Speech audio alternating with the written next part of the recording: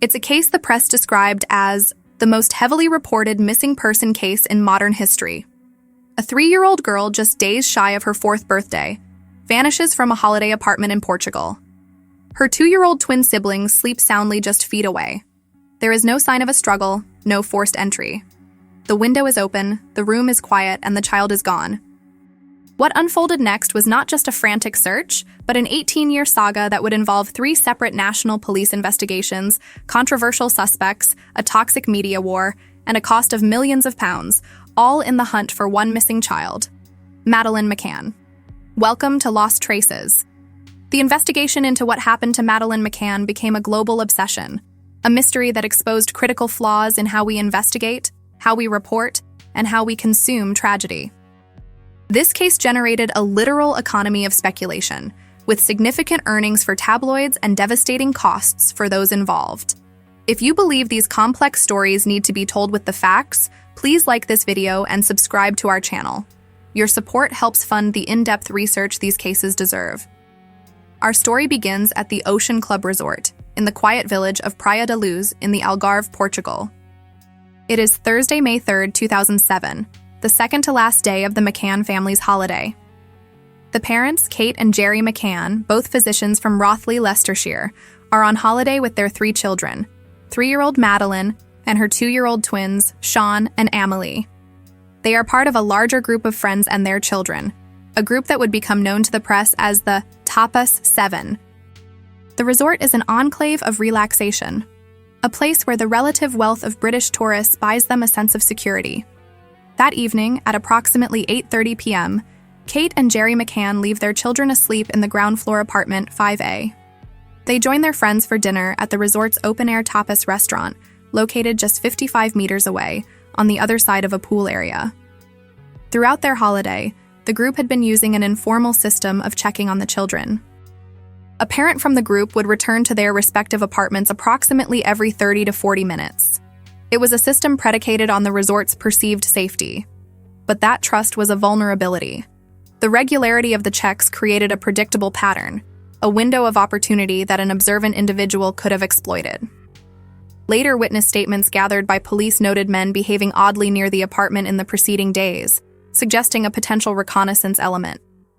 The subsequent disappearance, executed without disturbing the sleeping twins, strongly suggests a planned act timed to exploit this very vulnerability, rather than a random, opportunistic crime. Madeleine McCann, 90 centimeters tall with blonde hair, had a distinctive distinguishing feature: a coloboma, a brown blemish in the iris of her right eye. This detail would become a global symbol of her search. The informal checking system continued throughout the evening. At approximately 10 p.m., Kate McCann left the restaurant to perform a check on her children. She entered apartment 5A and found the unthinkable. The twins were still asleep in their cots, but Madeleine was gone.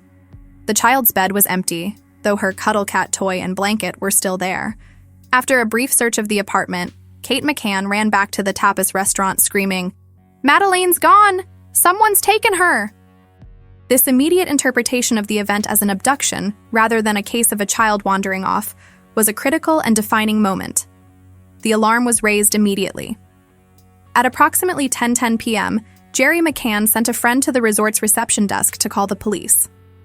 By 10:30 p.m., the resort had activated its own missing child search protocol. This resulted in an immediate, large-scale search by approximately 60 staff and guests, which continued until 4:30 the following morning. This initial response, however well-intentioned, was the first in a series of critical investigative failures. The search was chaotic and predicated on the initial assumption that Madeleine had simply wandered off. This meant that dozens of untrained individuals were moving through the resort, and likely the apartment itself, contaminating the primary crime scene. As forensic experts later noted, the apartment should have been sealed off immediately. The failure to do so meant that vital forensic evidence, such as fibers, footprints, or trace DNA from an intruder, was likely destroyed or hopelessly contaminated before the Portuguese Polícia Judiciária, PJ, had formally secured the scene. This initial failure compromised the Portuguese investigation from its inception, creating a forensic vacuum that would have cascading and devastating consequences. In the immediate aftermath, 2 witness accounts became central to the timeline. The first was the Tanner sighting. At approximately 9:15 p.m., Jane Tanner, one of the McCann's friends, reported a significant sighting. While walking past the McCann's apartment, she saw a man carrying a child. The man was walking away from the apartment, and the child was barefoot, wearing light-colored pink pajamas with a floral pattern, matching the description of those Madeleine was wearing. This account and the subsequent artist's impression released in October 2007 became the dominant public image of the abductor for years. The second, initially less publicized, was the Smith sighting. At approximately 10 p.m., around the time Kate McCann discovered her daughter was missing, an Irish family, the Smiths, reported seeing a man carrying a child towards the beach area. This sighting, which was later given prominence by UK investigators, provided a conflicting timeline and description. On May 4, 2007, the McCanns made their first emotional plea for their daughter's safe return, speaking of their anguish and despair. But as the family reeled from the shock, the investigation was already beginning to derail, mired in a contaminated crime scene and conflicting leads. The forensic vacuum in apartment 5A would not just be a problem, it would become the catalyst for the first and most catastrophic pivot in the case. The investigation into Madeleine's disappearance was now in the hands of Portugal's Polícia Judiciária, or PJ. But from the moment they arrived, they were operating at a severe disadvantage. The consequences of that first chaotic night, with dozens of guests trampling through the apartment, were immediate. The PJ's scientific lab technicians, upon examining the scene, were unable to find any clues of Madeleine's whereabouts. No signs of forced entry, no fingerprints, no foreign DNA. This complete forensic vacuum, and absence of any evidence of a stranger, became the central problem of the entire investigation. The handling of the scene was widely criticized. Beyond the failure to seal it immediately, case files reportedly show the apartment was later let out to other tourists before being sealed off again in August 2007 for further forensic tests. This series of procedural failures meant the PJ had no physical evidence to guide them. And in the absence of evidence, suspicion began to fill the void. The investigation began to invert. The lack of evidence of a stranger was interpreted by some investigators as proof that a stranger was never involved. This logical leap, born from a contaminated scene, set the stage for the PJ to turn their focus inward, toward the parents. On May 15, 2007, just 12 days after the disappearance, the PJ named their first formal suspect, or arguido, Robert Murat, a 34-year-old British Portuguese property consultant living nearby. But this was only the beginning. In a dramatic and globally reported escalation, Kate and Gerry McCann were themselves formally named arguidos in September 2007. Under Portuguese law, the arguido status is a procedural step that grants a person under suspicion specific legal rights, including the right to remain silent. It is not a formal charge. However, this legal nuance was lost in translation, particularly in the British press, where arguido was universally translated as suspect, implying guilt. The PJ's accusation, which they began to leak to the press, was explicit. They posited that the McCanns had hidden Madeleine's body after she died in an accident within the apartment, faking the abduction to cover up the death. This accident and cover-up theory was built almost entirely on a foundation of ambiguous and highly controversial forensic data. The PJ brought in sniffer dogs from the UK. These dogs reportedly alerted in several locations, including the apartment and, crucially, in the boot of a Renault Scenic. This vehicle had been hired by the McCanns 25 days after Madeleine disappeared. DNA samples were collected from these locations and sent to a British lab for analysis. The results were complex, partial, and ultimately inconclusive. However, the PJ seized upon them as the only positive hits in their entire investigation. They interpreted this ambiguous data as evidence supporting their cover-up theory. This forensic case was immediately criticized by independent experts. Professor Dave Barclay, a forensics expert, described the speculation about DNA in the hire car as interesting, but noted the presence of bodily fluids in a car rented so long after the disappearance would be almost incomprehensible. The evidence was, in short, far from a smoking gun, but it was the only evidence the PJ had. The accident and cover-up theory became the PJ's primary and public-facing narrative, championed by the lead investigator at the time, Gonçalo Amaral, who would later publish a book on the theory. Investigators posited that Madeleine had died in an accident, perhaps after being sedated, and her parents had hidden the body. This entire narrative, however, was built on speculation and ambiguous forensics, and it could not withstand legal scrutiny. On July 21, 2008, Portugal's Attorney General, Fernando José Pinto Monteiro, formally archived the investigation. In his statement, he declared that the case was being shelved due to a lack of any evidence of any crime being committed by the arguidos. This was a definitive and official rejection of the PJ's own accident theory. The arguido status of Kate and Gerry McCann, as well as Robert Murat, was formally lifted. The Portuguese investigation was over, having ended not with a solution, but with a formal admission that it had no evidence to support its own primary hypothesis. But the damage was done. This entire episode created a toxic feedback loop of mistrust. The media's misinterpretation of the arguido status as guilt forced the McCanns into the public square to advocate for their own innocence. This media campaign was, in turn, viewed by the Portuguese authorities as an attack and an impediment. The PJ's union and the Attorney General publicly criticized the McCanns for creating a monster of information. They claimed the global publicity, such as publicizing Madeleine's coloboma, put the life of the girl at risk and likely resulted in her abductor killing her. This mutual animosity, the PJ leaking against the McCanns and the McCanns campaigning against the PJ's incompetence, became a secondary public drama that fatally poisoned the investigation. With the official case now archived, the search for Madeleine was about to enter a new, chaotic phase, a privatized war fueled by public dinero and a relentless, speculative media. With the official Portuguese investigation archived, a 3-year interregnum began.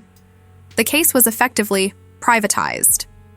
The state had stepped back, admitting it had no evidence, leaving Kate and Gerry McCann to drive the search themselves. But they were now fighting a war on 2 fronts, searching for their daughter while simultaneously battling a media narrative that had, in many quarters, turned viciously against them. The McCanns refused to accept the archiving of the case. They continued the investigation using private detectives hired through Madeleine's Fund, leaving no stone unturned. This fund, bolstered by public appeals from celebrities like David Beckham and J.K. Rowling, represented a massive public investment in the search.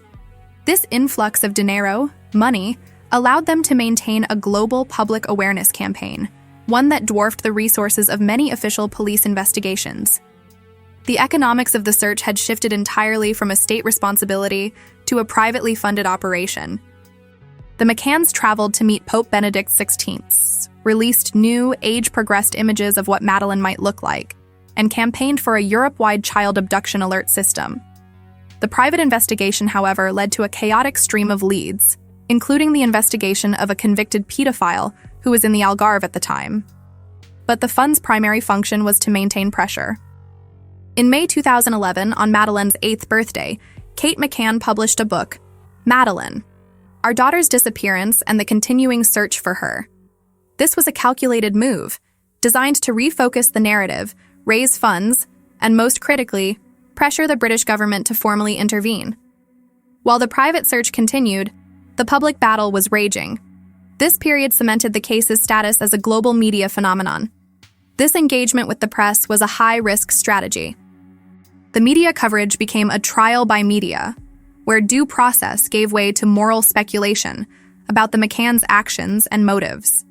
This remorseless and speculative coverage created a volatile climate where public opinion, rather than evidence, was supreme.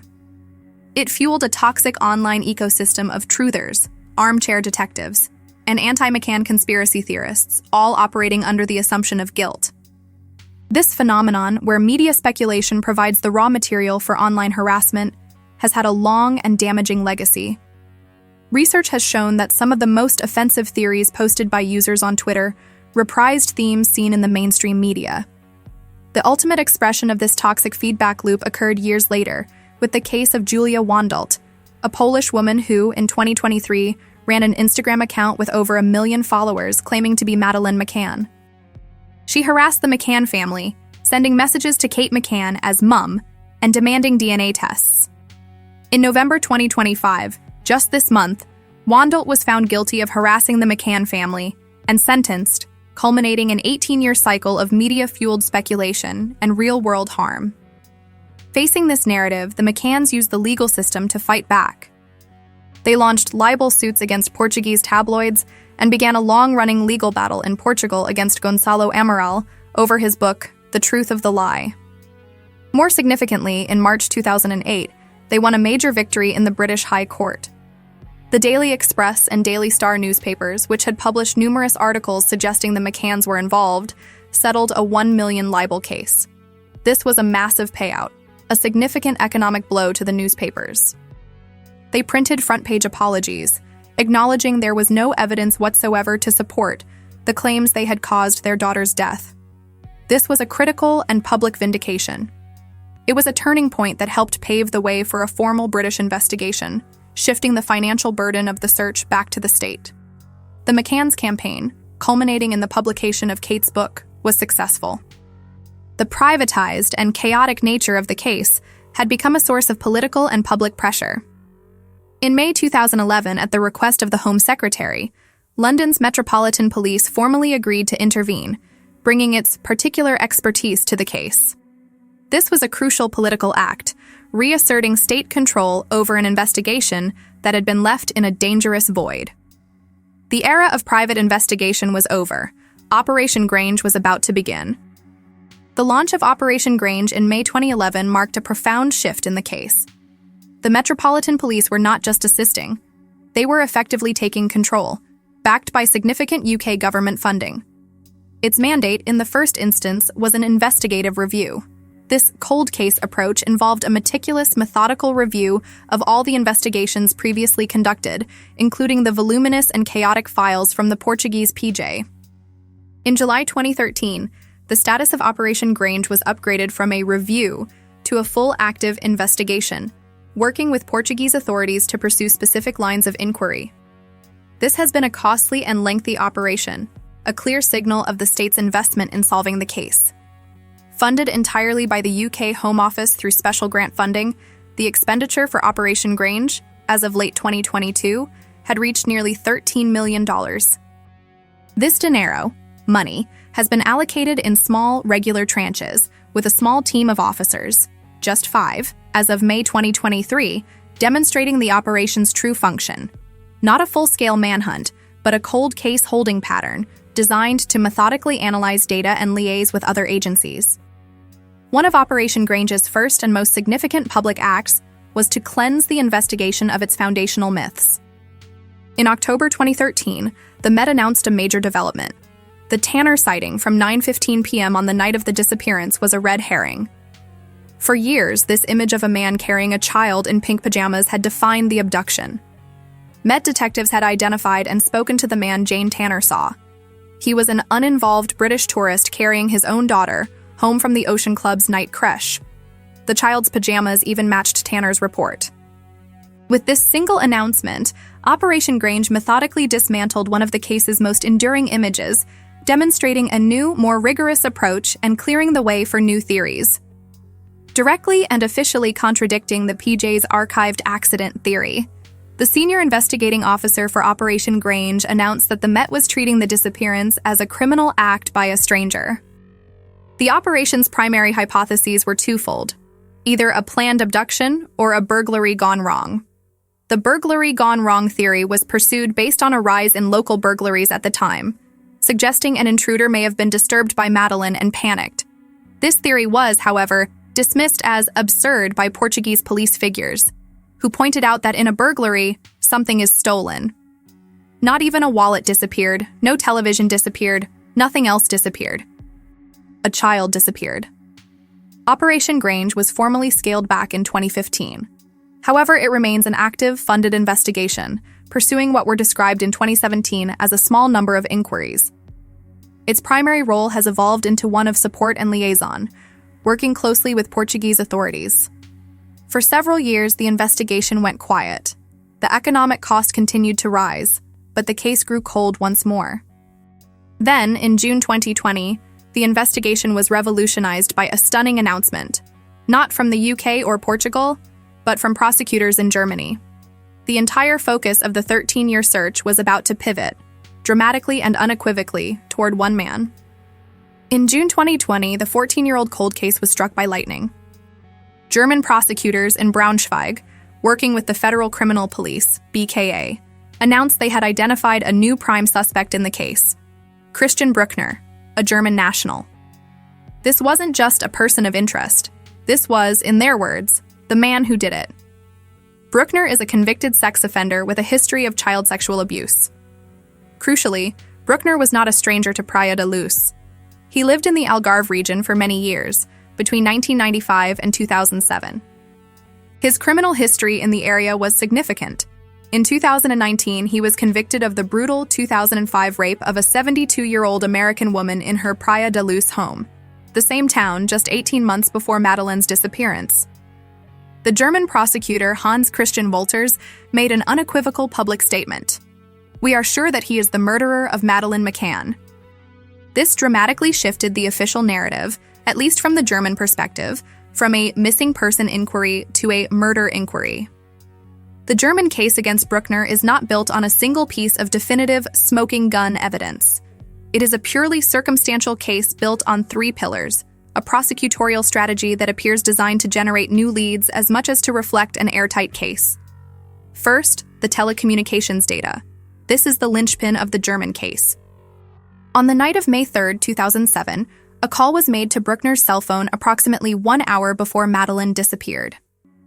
Analysis of cell tower data showed this call pinged a mast that placed the phone around the resort area at the critical time. However, the person who made the call has never been identified, as they were using an anonymous prepaid phone. This evidence places Bruckner's phone at the scene, but his defense could argue it does not definitively place him there. Second, witness testimony. In 2017, a former associate of Bruckner, Helge Busching, came forward. He claimed he had a conversation with Bruckner in 2008. When the conversation turned to the McCann case, Bruckner allegedly made an incriminating comment. She wasn't screaming. Busching stated he is 100% sure Bruckner was involved. While compelling, this testimony is reliant on the credibility of a single witness with a criminal background. And third, ambiguous material evidence. German investigators have repeatedly hinted at more. In a 2022 television interview, prosecutor Hans Christian Wolters was pressed by a reporter. "You can't deny you found something belonging to Madeleine in a caravan used by Bruckner?" Wolters gave a now famous reply. "I don't want to deny it." This prosecutorial non-denial strongly implies guilt without providing a testable fact. It was also reported that police seized an 80 GB hard drive and a laptop from Bruckner, which are believed to contain relevant images. This aggressive public strategy of assumed guilt appears to be a tactic, designed to draw out new witnesses like Busching and to justify the significant economic cost of new, large-scale field operations. The investigation, once again, was about to mobilize this time, following a trail that was over a decade old, in a hunt for the physical evidence needed to turn a theory into a conviction. Acting on this circumstantial case, the German authorities, with the cooperation of Portuguese police and observers from the Met, launched a new aggressive phase. This wasn't an investigation to find a suspect. It was a prosecutorial hunt to find the evidence needed to convict the suspect they already had. This strategy carried a massive cost, both politically and financially, representing a huge investment of resources in a case nearly 2 decades old. In May 2023, a 3-day search was conducted at the Barragem do Arad Reservoir, about 30 miles from Praia da Luz. The site was targeted based on indications and tips. It was suggested that photographs and videos found in Bruckner's possession showed him at the reservoir, a place he allegedly referred to as "my little paradise." Investigators cleared land and collected material, which was sent to Germany for analysis. But despite the global media attention, no significant case-altering breakthrough was ever announced. The economic drain continued with no tangible gain. Then, in June of this year, 2025, a new 3-day search was launched in the Atalaya area, just 3.5 miles from the Ocean Club Resort. This was a critical, last-ditch effort, described as a race against time ahead of Bruckner's scheduled prison release.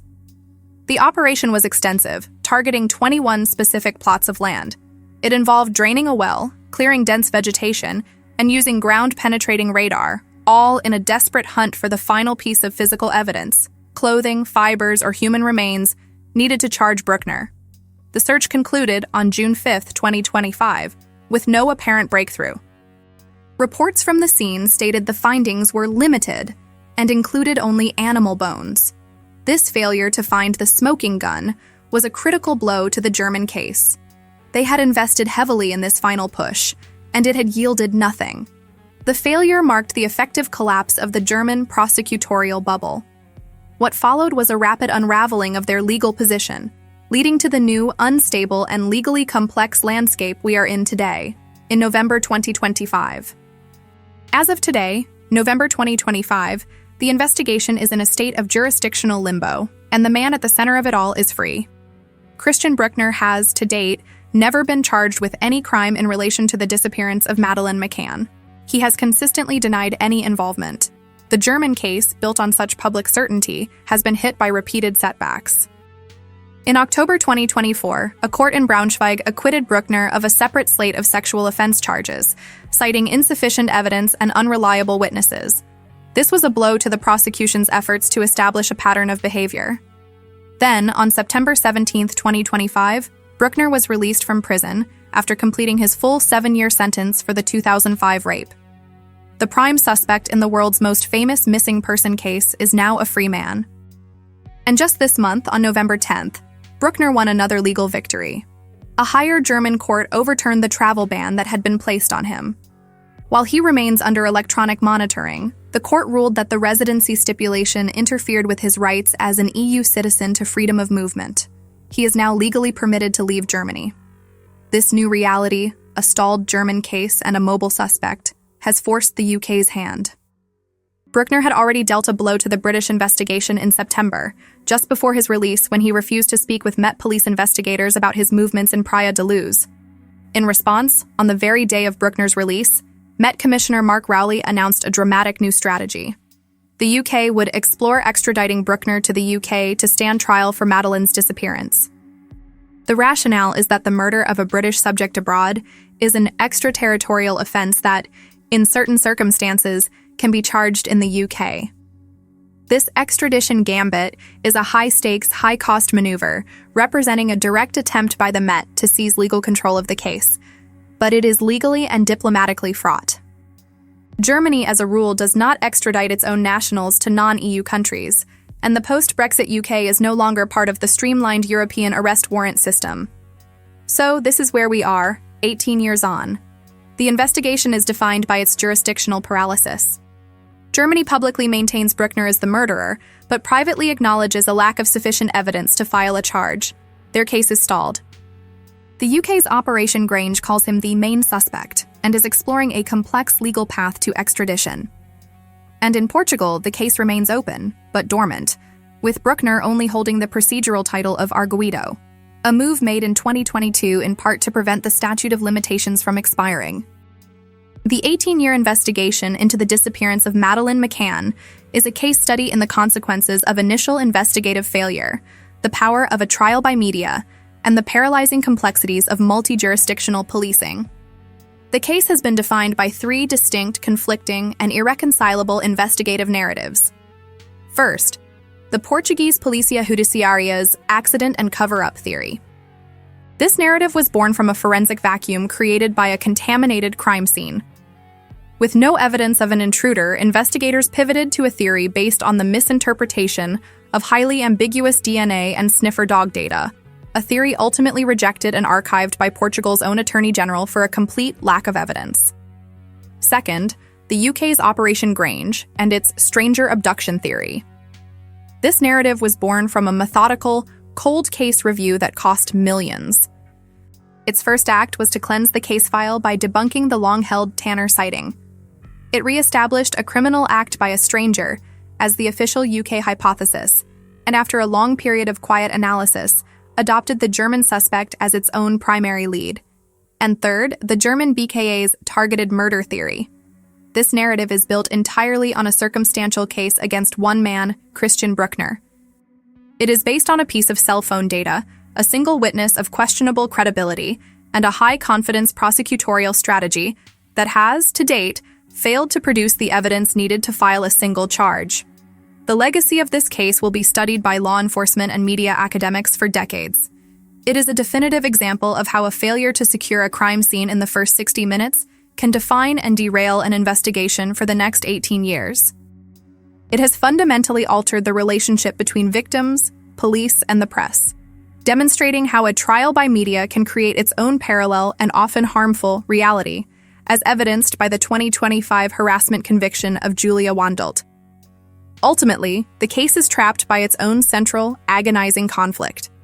The McCann family's official campaign, Find Madeleine, maintains a website that states, "There is absolutely nothing to suggest that Madeleine has been harmed." They remain, as they must, committed to the search for a missing person. The lead investigating body, in contrast, is the German prosecutor's office, which remains publicly committed to its murder inquiry. This irreconcilable divide between the hope of the family and the certainty of the prosecutor defines the agonizing and unresolved nature of the case. Thank you for joining us on Lost Traces. The search for Madeleine McCann continues, trapped in a legal and theoretical limbo. What do you believe is the most critical failure in this 18-year investigation? The contaminated crime scene, the media speculation, or the jurisdictional conflicts? Let us know your thoughts in the comments below. And if you believe these in-depth investigations matter, please subscribe and turn on notifications so you don't miss our next case.